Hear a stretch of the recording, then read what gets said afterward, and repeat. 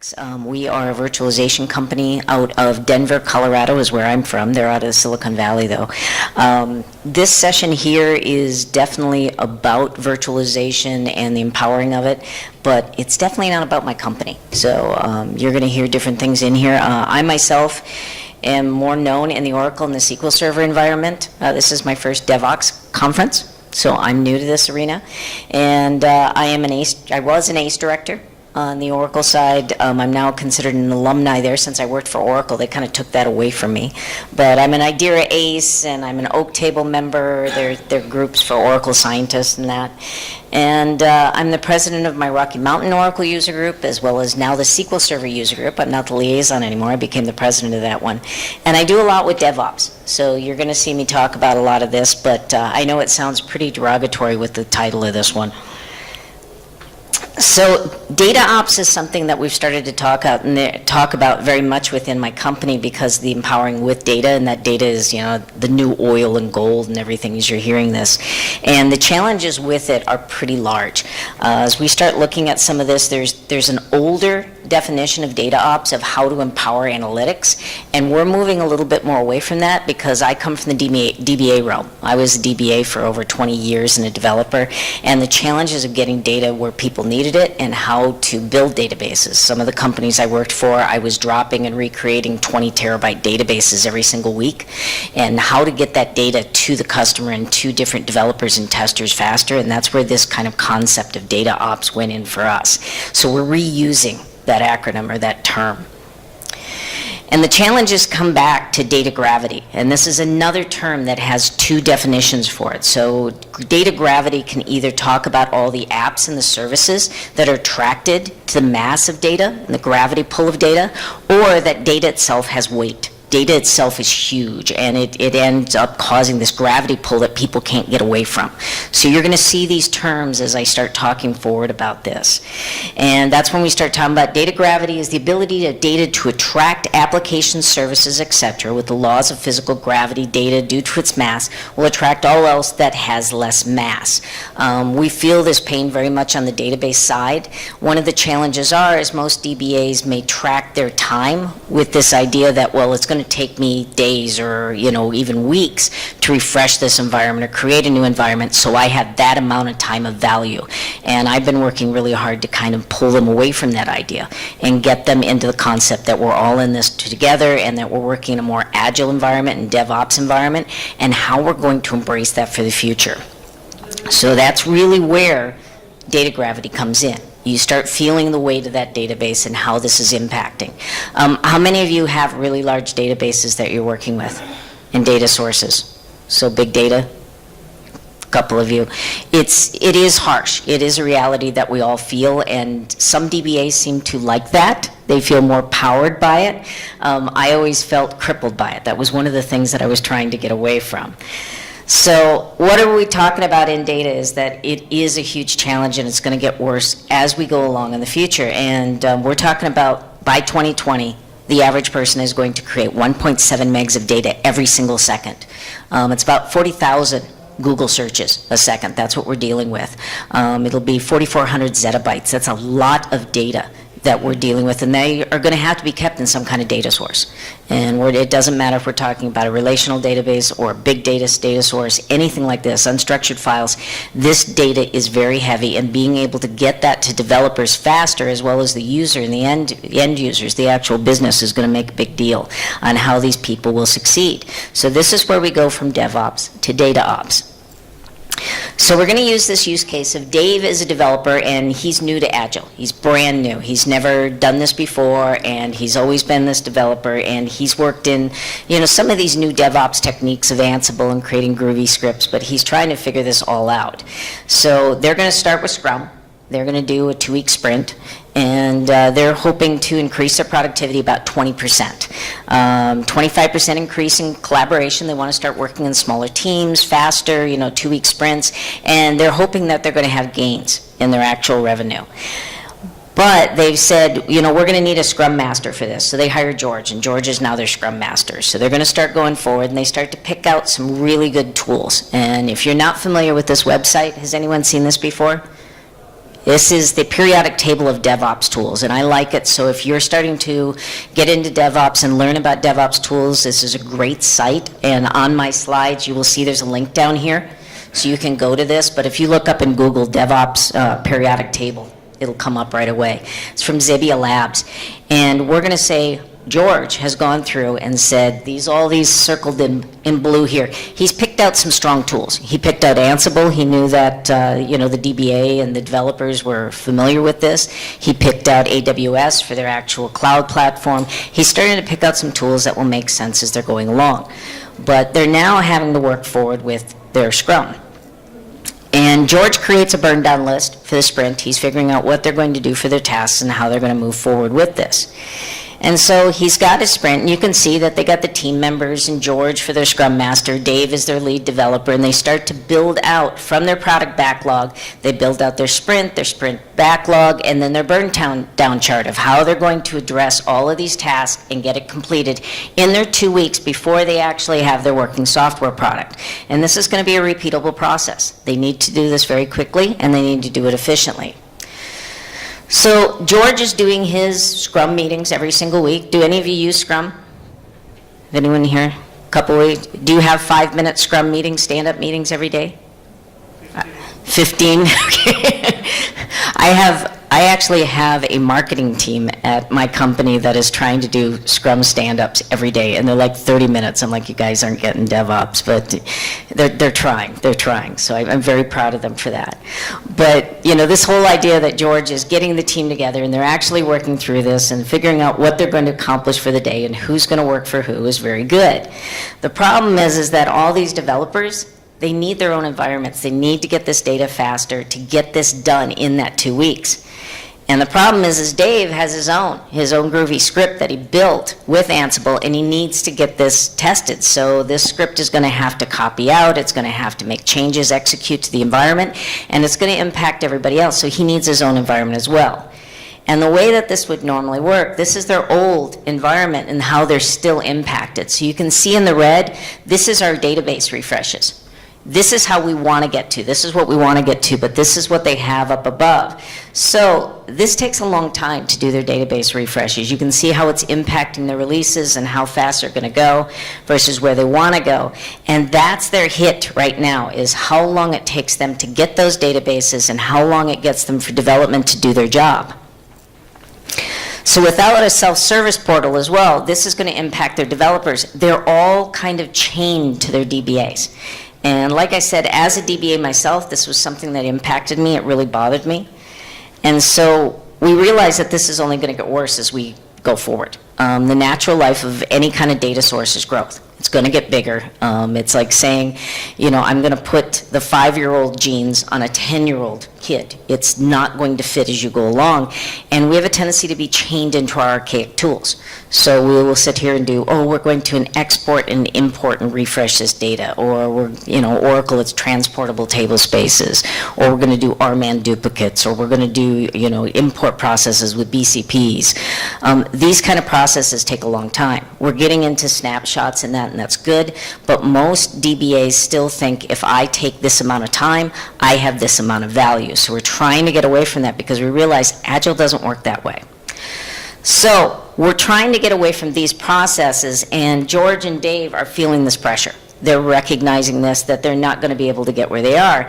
And this kind of gets us into a segue of where we are with the cloud. So most people recognize that the cloud is geared very much and focused on developers. They say, come open an account, start developing, and you're in business. This is great. Where this gets us as a DBA, and I felt this all the time, is back 10 years ago, 15 years ago, you would have that one group that had some extra money in their budget. They needed something. They didn't want to wait for the DBAs or IT to build it out. So they would buy a server. Somebody would develop on it. It would be underneath their desk, and then it would go production, become mission critical, and suddenly it would move to the server room, and then it was the DBA's responsibility or IT's responsibility. Now with the cloud, this has kind of gone pretty much robust, where anybody can open an account. They can build a database, an environment, their app. It becomes mission critical, and they're responsible for it. There's a company out of Colorado by the name of Arrow Electronics. They were just a cloud vendor. Now 30% of their business in the last year has gone to auditing cloud environments that have gone production to make sure that they follow best practices, that they're secure. They found out that they weren't. 65% of these they're sending back, and they have to start over from scratch. So they've realized that we need to have those DBAs, even though they're feeling like they're roadblocks. They're recognizing that they were kind of essential to this process of going, we've been there, we've done this, we do, kind of hold up the project to make sure you're doing the right thing, but saying that control issues should be separate from leadership, and that's the direction, and kind of saying this is the right way to build these systems. And the reason this happens is data friction. As I was saying, data is large. It takes a lot of space. It takes time, and people are feeling this all the time. And what ends up happening is your developers and your testers are sitting there kind of bored. They're finding other things to keep them busy. They found out that 80% of them are not doing their development and their testing while they're working because they're waiting for data. They're not getting what they need to do the best work possible. So luckily for the environment that we're talking about, our example customer, Marc is their DBA, and he understands virtualization and containers. And this is a big deal when we start talking about DBAs, when we start talking about how they can be part of this and moving DevOps to DataOps. And what ends up happening is that we think about virtualization in a way that it's often thought of like network virtualization, where you're actually taking your network resources and slicing them up, or you're taking host resources and splitting them up and utilizing them. Data refreshes and data virtualization is a little bit different. So instead of the older cloning methods where you're taking a physical copy of the database and you need all that space, which is pretty time consuming and quite slow and takes, like I said, tons of storage, virtualizing a data source is different. You're going to take your database, you're going to create a golden copy, we call it a D source, and it's compressed and deduplicated.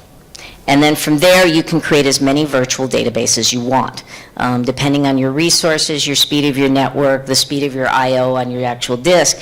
If you have developers that need 300 copies of a database a week to proceed forward to create what they need, you can do it very easily. And there's a lot of different companies that do this. So you've got a list here of some of my favorites, like Veritas Velocity and Redgate SQL Clone. Oracle actually has 5 different versions. I know that because I used to be in charge of them. So I can tell you 3 of those 5 I used to manage. Actifio, and now I work for Delphix, so I also work for Delphixes. So the main thing to remember is that it's not about my product, but I'm going to use Delphix as this example so you can physically see what this looks like, so you understand this. And why this is different is, one, DBAs consider themselves only as good as their last backup. They need to test those, and most of them don't test it. By using these kind of technologies, they end up testing their backup too. So it's a little bit of disaster recovery, and if something goes wrong, you're working from the native backup files. So that's good. Most of these companies, even when you start talking about like EMC and Extreme IO with their snapshots and everything else, they do the same thing. They're working from your backup files, so that's important. Many database tools, like I said, take a lot of time. We're trying to move them away from that and go into that next stage. DevOps is all about automation. Many of these tools plug into your DevOps tools that are out there and have a command line. That's essential as well. They have a self-service portal, so that your developers and testers, and I'm guessing most of you are developers, yes? Yeah, you have a simple interface that allows you to manage the data if, let's say, you delete 1.7 terabytes of data or something. You don't have to go back to that DBA and say, can I get this back, or go to your storage admin or whatever. You don't have to do that. You can do that yourself, just with a little slider, which I'll show you here in a screenshot at least, because I'm not going to try to demo with the Wi-Fi here. I'm not going to try that. But it also allows you to do data version control, which is something that most people don't do. But when you think about, you do these releases, that there's not just changes to code, applications all the way through. You also are changing your data so you can track your data changes as well. So the way that this works, if we take our production database, and we go forward and we would create our Delphix engine, and just so you understand, there's different technology underneath all of these. I can tell you that there's a patent on ours, and just so you know, there's a Postgres database under here. It's tracking whatever technology there is. We work with a lot of different databases, so like SQL Server, it's tracking all the LSN and the timestamps, and Oracle is tracking all the SCNs and the timestamps. It's tracking all of that. We do it all for, and if you can see right here, I've got like that A there, that's for the application tier. So I'm able to do, so Oracle, the Oracle Home, so the installation, the Oracle database, unstructured files, any application, Apache, any of that stuff, I can virtualize all of that. And it's put together. It's all one piece. And I would track that with my engine, and it tracks all of that inside the engine, and then it compresses it and dedupes it down, so it makes it much smaller. So that is my golden copy. That's the one that you're always reading from. And then we have really fast I/O, and then I create as many databases and copies of the app and everything else that I want. But what's important about this is that it's not just at the storage tier, it's not just at the app tier or the database, it's all one. And then these are all read and write. And what's essential for most of the DBAs, the way they're looking at this, is they go, well, what if I need to manage it? And that's what's important about virtualization at the database tier versus like snapshot tiers or that, where you're just recovering a database and it may be read-only. These ones are completely read and write. They have all their memory structures. You know, as a DBA, I can go in here and manage this just like I would a regular database. It has its own redo logs. I would be able to create more redo logs if we're testing something out. If I need to patch the database or do any kind of maintenance, instead of taking the database away from you guys to do that maintenance, I could just spin up another virtual database. It doesn't take any storage, test it, then release and refresh down, which means less maintenance time as well. The physical files are just pointers. Even though I can add space to each one of these files, they're really just pointers back to that D source. So all of these go back there, and it's called I/O on demand. That's what we like to call it. And all of these, the different ones that I told you about, they all work the same way. So they go back to that golden copy, and you just have fast network connectivity between these, and you have fast I/O. So if somebody were to go to just your department store and buy some disk, it's not going to work with it. No, you need to have fast disk behind these. But these are read and write. So each unique one, as you change blocks, those are written back to the engine, and they're kept track. Each individual VDB, virtual database, is a full database. But these take no space, and they will write anything that you change to them. So you're doing full development, testing, whatever you need to do. So the next step that Marc does with this is that he automates it all, because they did choose Jenkins for their piece and Ansible. They've got all these pieces here. He's able to automate all of this so that he refreshes, let's say, once every 24 hours or once every 2 weeks. It'll automate and automatically deploy new databases. Whatever they want, they can execute it manually, they can automate it, but there's also not just the command line, but there's also a plugin for Jenkins. So somebody can go out there and just say refresh the entire environment or refresh one of the databases. And this is for the DBAs that may not be into DevOps and may not be as fluent with their actual scripts. He also adds Maven for builds. So again, he's automating all of this and making this very efficient for the actual system. The last piece there for this environment is that he starts looking at containers and data pods. And we all know about this terminology. We hear this very much, but most people identify it with Docker. And containers are better because, you know, the Delphix engine is actually a VMware. It's a software appliance on the back end there. But Docker is going to be much more efficient with those actual resources. And same thing with the data pods. It just uses a little bit more resource, a little less resources, I should say. And the thing is that Docker isn't the only one. Of course, most of us know there's a lot of different ones. And we have one for Delphix as well. We do use the term pods, much similar to Kubernetes. And the way that this goes is that I would take my application and database and any unstructured files or anything else that I want, and I would create one data pod from it, and it's all connected. I'm telling my Delphix engine, I'm telling even the self-service portal, those are all connected. That's one piece. It's one environment. And that makes sense for me because most of the time when I'm working in an environment, I've already got in my head this application is attached to it. These flat files are attached to it. It's not just the database. And when we're working with it, all of it I have to take into consideration. When most developers are testing, even big data scientists, I came across these challenges as I was speaking at those conferences, and they come back and say, you know what, I'm just testing with a little bit of synthesized data and hoping that everything works. As I created these small data sets, I'm thinking, oh, will it just run in production? I could actually create a virtualized environment for them in the same amount of space as production and create 10 of them, and they could actually do their formal testing, something they hadn't done before. So these are huge changes that we're making to this. So why is this different? As I said, we recognize that you develop that way. Most tools are done at the storage tier when we start talking about Docker containers, things like that. We recognize that with data pods, you're seeing it at the application tier. Application, database, all of it packaged up. It makes sense when you're actually releasing. It's an ease of management and maintenance, especially from your side when you're working with a lot of these self-service tools. So I can grab all of that, create that data pod, and then I can release it out as many as I need. And so with that engine, I can grab that and create as many as I need. Doesn't matter, Linux, Windows, whatever it is. Give it to users, the developers, the testers. I can deploy it with Jenkins, and I can also do it to the cloud. And what we're seeing, about 60% of our customers are in 2 to 5 clouds right now, and we know that's going to continue. And we're going to get more what we call the cloud wars. And the cloud wars more, it means that it's going to be like your cell phone, where somebody says, you come over, you take your stuff and bring it to my cloud, and I'm going to give you a better deal. And we've had customers already do this, where we started to deploy on AWS, and Azure gave them a better deal, so they went to Azure. We need to be able to take those containers, those data pods, and we moved them from one cloud to another very easily, and that seems to be the future of a lot of these migration tools.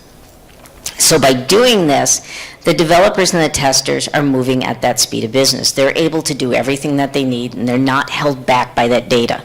They're not waiting weeks for it or months for it. And it also gives them a lot of control over this. All of this probably looks very familiar for most developers, because you are going in and branching and bookmarking and going forward with your development. For the DBA, we don't understand it. We stay as far away as possible. But this is what it looks like in Delphix. We're just seeing those releases, and we're seeing how often you're refreshing, and we understand what you're doing there. But it looks like one sequential line for us. And it's important. If you can't do that, you're not able to do your job. That's extremely essential for your job. And the way that this works in ours, this is like a self-service portal through what we call Jetstream. And you can see where we branched and where we bookmarked, and it looks just like this in the environment. And you can go in and say, this is my new branch, this is what I'm working for on my new sprint. And if this was Dave, he would go in here and go, here's release 1.2, here's release 1.3. I branch out, but let's say something goes wrong with 1.3. I can then there's a little slider on here, and I can go back to that last bookmark, and that bookmark just says, I've done that as a developer, saying, here's a bookmark that says, I just released a whole bunch of code. This is this one, and I just marked it, and I can put notes in it, and so I'm doing version control. This is version control at the database level, the data, the code, the app, everything. It's one container. And you can see on the left side, there's containers there. So I can even go look and see what containers are there. I have templates so I can reuse and recreate those containers. So this is important as we're working forward in all of these tools. Also, because I'm tracking all of those sequential numbers in the database, so depending on the format, like I said, it could be, the SCN or the LSN, depending on the actual platform. It would be able to track this, and I can go back to any place in here. I can just click on something and say, that's that point in time. There are formal tools within like our admin console and from the command line if someone says, I want to recover the database to this exact second, something went wrong there. But this gives something that's a little bit easier for developers that says, I don't need to know flashback database commands in Oracle or recovery commands within Sybase. You don't need to know that. And it would take everything. So you could go back anywhere in this line. All that tracking depending on the retention period that somebody set up, and that's how all of these work. So Veritas, Velocity, all of them, they say I'm keeping those archive logs and I'm putting that D source into kind of a perpetual recovery for all of those, and I can just go back and forth wherever I need. So that makes a huge difference for developers and when you're working forward. So now the team can keep up with those sprints. Now the team can do their job. So what makes the difference with this? We are still doing DevOps skills. We're using DevOps tools. That's part of this. But what we ended up doing is not only automating it, we ended up taking the database, that actual weight, that gravity, everything else out of there by virtualizing the environment. We don't need all that storage. We don't need all that time. we can get everything together and actually release it. This is what DataOps really is. I mean, that is for our side where we're looking at this. And instead of being seen as the villain, the DBA is really the hero. And that was a big deal for me. That was important for me as a DBA to try to come and bridge that gap, because most people look at the person who's managing that data as that kind of roadblock that's keeping them from going forward. So in summary here, DevOps is not DataOps. They are two different things. DataOps may not be the classic definition as we talked about in the beginning, but you no longer have that DBA viewed as the roadblock. They are part of the solution, not part of the problem, which is what we want. The data is a huge impact, and you want to be able to get that data where it needs to be. DevOps and Agile can't be successful without DataOps. That was one of the things that we found, is that many of these DevOps projects, as we were working forward in them and implementing, I've got customers like Toyota's doing 3,000 releases a day, and then you've got 300 databases that I need for DaVita a week. To be able to deploy those, to be able to get those, you need to get that weight out of there. And so Dave's company, with that huge change, thank you, they were able to increase their revenue by 65%. That's what, or $65 million. It was a 10% increase in access to data, that they were making. This was a real use case. This was one that we worked on, one that we saw big changes with, of just deploying this and having this change of being able to get that data out of the problem there. And we were able to embrace that DataOps, and the developers and the testers were no longer held back. They were able to use a self-service product that allowed them to do what they needed to do. They weren't waiting. There wasn't any extra work where they had to go back to DBAs and say, I need this data refreshed. I need to get this data recovered because I had a catastrophic test or a development process. They were able to run in agile sprints without any issue, and that's a big deal. And how DevOps becomes DataOps, you need to automate. Don't be scared of that. A lot of DBAs are very hell-bent on manual processing. That's been a fight of mine for years and years. I did this back at Oracle when we started working with a lot of the automation processes. And it started for me because I had a great DBA that I was best friends with and worked with all the time. And he says, I love your scripts, Kellen. Don't want to be troubleshooting them at 3 a.m. You need to have automation. You need to be able to take all of that is automated, that is scripting, that requires a lot of skill, but you need to have a user interface, and that's what these things give you, these tools give you, and ensures that database and those data stores are no longer weight, they're not heavy for you, and that you can do everything you need, and you're not spending 80% of your time not doing your job. You're trying to find something else to do. And on here, I will tell you, I have links on here to blog posts. Even though it says the DBA and DevOps, these are all about moving DBAs into that right direction. So if you have DBAs that are having challenges with this or don't want to go there, this goes into how to start doing DevOps as a DBA. Many of them are very slow to embrace this on the Oracle side. They're just planning on retiring. They're done. They're much older than my Microsoft crowd. My Microsoft crowd is all about embracing this, but they just don't know how, because a lot of people are building tools. So a lot of these point to different tools of what they want to do and how to automate this. And I also recommend, how many of you are very familiar with like the Phoenix Project and the DevOps Handbook? Have any of you read that? Nobody. Gene Kim wrote these. He's presenting right now with my peer, Adam Bowen, right now in San Francisco. These are great books. The Phoenix Project is built more like a novel around manufacturing and how DevOps is done. It's a great book. Have the opportunity. It's like $4 on Amazon for us, the American dollars, but it's definitely worth it. And the DevOps Handbook is his second book, which is straight into full DevOps with it. And it will explain to you how to speed up and work at a pace that a lot of times most people weren't able to do successfully, where you have releases that are repeatable, successful, and there's a feedback loop into development to ensure that you're not impacting. I think that's the biggest hurdle for a lot of database administrators to get over, is that they're looking at these releases and they're going, no, not in my database, not in my production system. And you're trying to get away from that. You're trying to get to make sure that there are lessons learned and that it's improving on a regular basis and that you're all working together. And with that, I went through that pretty fast. I didn't realize how much jet lag would speed me up on talking. Are there any questions at all? And like I said, I'm not going to do a demo. I won't even try because we've seen the Wi-Fi here. Are you all just ready for lunch?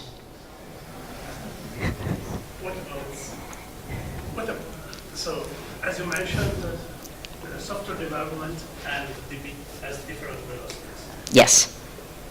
And from what I understood from your presentation, you're keeping them at with the very same modeling, so with snapshots of the very same version with the very same version. And how do you track different velocities? The Delphix engine, the way this works, and you'll see this in most of these technologies, it can track the difference. Because that D source is in perpetual recovery, you can have a number of different versions on those releases. So let's say one developer needs to start from this point in time. This developer needs to start at a different point in time. You can do that. I can do refreshes, I can upgrade databases, I can apply patches and not apply it to another one because everything's virtualized and it is all read and write. The engine, that's all its job is to track all the differences there. Does that make sense? Does that answer that? I'm trying to think about the point is, what if one developer wants to apply a new software to an old database and things like that? How do you track this kind of work? They can do that. Absolutely. These are complete read and write, so they could go out to that environment and copy new files out. So their new releases, they can compile whatever they need to do. This works just like a physical database, a physical application. Everything looks the same, and it's tracking those differences, those changes. So to you, it's going to be transparent. It's just like you're working on a physical environment. There's no difference whatsoever.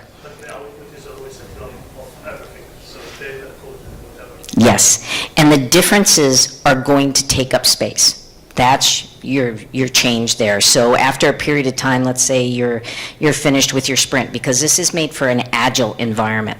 You would consider after 2-3 weeks, 4 weeks tops, I think I've seen, you're going to refresh everything, and then the storage goes back down. Does that make sense?